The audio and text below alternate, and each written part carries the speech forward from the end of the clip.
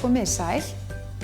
Mér finnst margir oft verið í vandræðum með nesti í vinnuna. Þannig að mér langar til að sýna ykkur hvernig þið getur útbúið ykkar eigið svona hnetunasl til þess að grípa með ykkur í vinnunni eða skólan til dæmis. Og þetta er náttúrulega ótrúlega einfalt eins og margt sem ég geri. Mér finnst rosalega gott að hafa hlutina svolítið einfalda og eitthvað sem tekur ekki ólangan tíma. Og þannig að ég er búin að taka saman nokkra hluti sem að mér þykja svolítið góðir og til að sýna ykkur hvernig ég geri þetta. Í rauninni bara það sem ég tók til núna var blandaðar hnetur og þessar eru lífrænar og þessar finnst mér allar rosalega góðar saman. Þannig að hérna erum við með valhnetur, við erum með brasilíuhnetur, við erum með möndlur, heslihnetur og kasjúhnetur. Og til dæmis bara svo með brasilíuhnetur að þá innihalda þær mjög hátt magn af selen og það er ótrúlega algengt að til dæmis konur að þær séu ekki að fá nóg selen í fæðinu sinni og selen er mjög mikilvægt til dæmis fyrir starfsemina í skjaldkirtlinum, mjög mikilvægt fyrir ónæmiskerfið okkar og þetta er líka gott fyrir kallana líka en þetta er eins og ég segi, konur eru svo oft lágar í selen. Þannig að við fáum það mjög auðveldlega úr bara með því að borða 3-5 brasilíuhnetur á dag þá erum við komið dagskammtinn af selen. Þannig að þetta er svona gott hnetumix, þannig að við bara blöndum þessu saman hérna.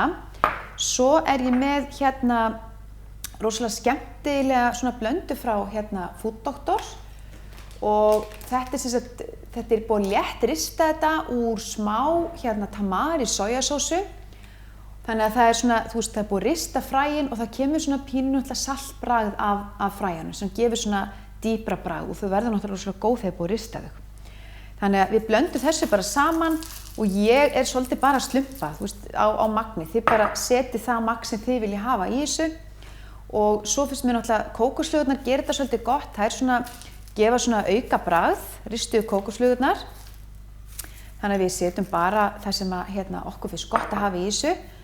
Svo er ég með mórbir og þetta er þurrkuð ber.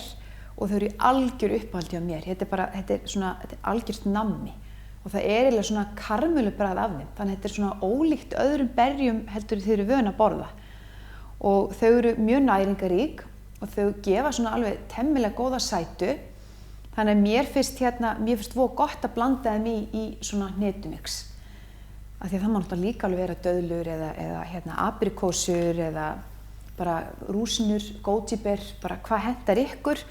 En þetta er svona mitt uppáhald og ég nota þetta alveg gjarnan í svona. Gott að fá svona karmölubragð, svona öðruvísi. Svo erum við með kakónippur og þetta er náttúrulega algjör ofurfæða og þetta gefur svona orkukikk sem við fáum úr kakónippunum. Og þetta er í rauninni bara ristaðar lífrænar kakóbaunir sem er búið aðeins að brjóta niður. Og þannig að þetta er alveg mikið kakóbragð.